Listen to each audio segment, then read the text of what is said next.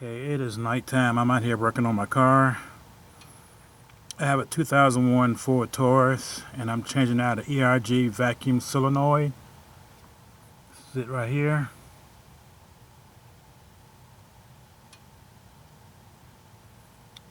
Okay, somebody told me if something goes wrong and you get a code on your dash, 90% of the time it's either that or it's this one right here. That's the DPFE, I think, sensor, but it's not the EGR valve. So I just changed out my EGR valve. That wasn't it. So I changed this probably about 6 months ago. So it is this, the EGR vacuum solenoid. So it takes a I think one 8mm bolt on the left side, and then the rest I think is electrical socket, and I think it's 2 hoses. But I'm going to go ahead and change it out.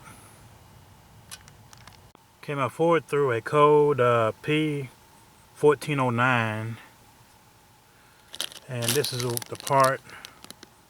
That's what it looks like.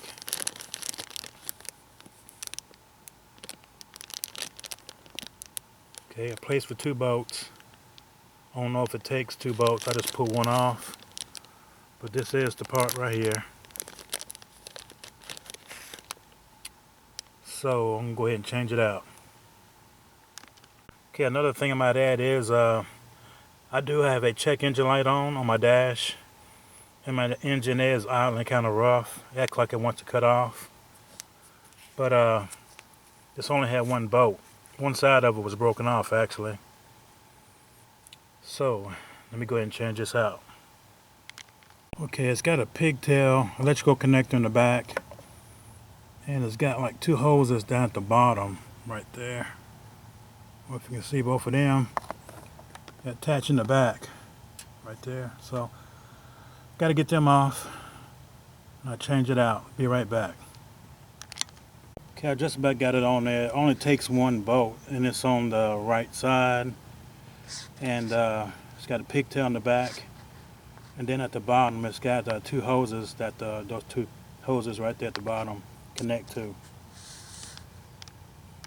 Okay, I got everything connected. This is about a 10-minute install. It's pretty simple.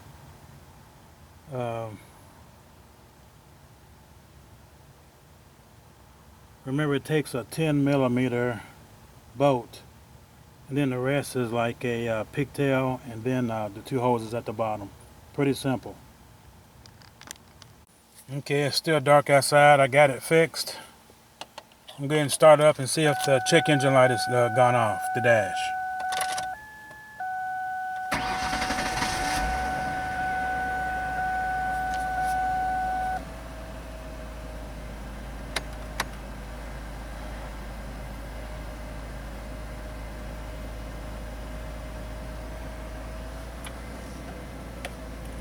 Okay, it may take probably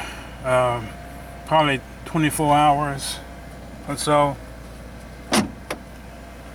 for the check engine light to go off. It's a little different part, so it may be like one of those kind of time things where it has to run so many tests before that check engine light comes off, but it is running a whole lot smoother. So I let it run through its cycles. That's usually what it does, and when it runs through all its cycles, then the check engine light will cut off. So I'll go ahead and let it run through its cycles, and then I'll check back.